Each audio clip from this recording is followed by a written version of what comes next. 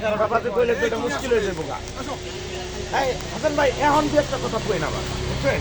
আর কি ওই ভাই মাঝখানে একদম আল্লাহর তো ভাই কথা কইেন না, তাইলে কিন্তু ভাই আমার মানে বিফল হয়ে গেল, এটা কোনো লাভ হইব না। হ্যাঁ রেডি হাসান ভাই? আজকে আমরা দেখতে পাচ্ছেন যে আমাদের যুব দলের সকল ত্যাগী সৈনিক ভাইরা আমরা সবাই একত্র হয়েছি আজকে আমাদের যুব দলের মত বিনিময় সভায় যাওয়ার জন্য। আমরা বিগত দিনে ঐক্যবদ্ধ ছিলাম, এখনো আমি ভবিষ্যতেও থাকবো।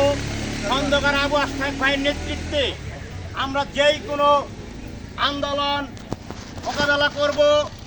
যেমন করে ফ্যাসিস্ট সরকারকে আমরা এই দেশ ছাড়া করেছি, এই দেশে আবার কেউ যদি ফ্যাসিস্ট হতে চায়, স্বৈরাচার হতে চায়, তাদেরকে আমরা এই দেশ থেকে তাড়াবো।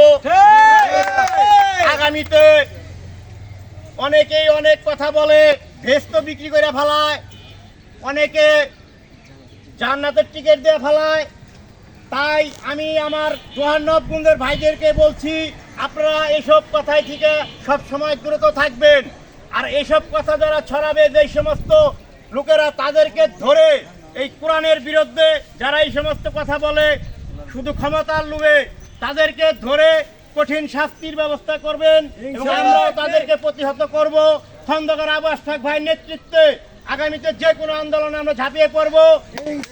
আজকে আমরা খন্দকার আবু আশফাক ভাইয়ের বাসায় যাচ্ছি, তিনি আমাদের যেই দিক নির্দেশনা দিবেন আমরা সেই নির্দেশনা মতো কাজ করব। আগামী সংসদ নির্বাচনে আমার লিডার খন্দকার আবু আশফাক ভাইকে আপনারা সবাই বিপুল ভোটে জয়যুক্ত করে 54 গুণের মন্ত্রী হিসাবে প্রতিষ্ঠিত করবেন। আমি আপনাদের কাছে আজকের মতো আমি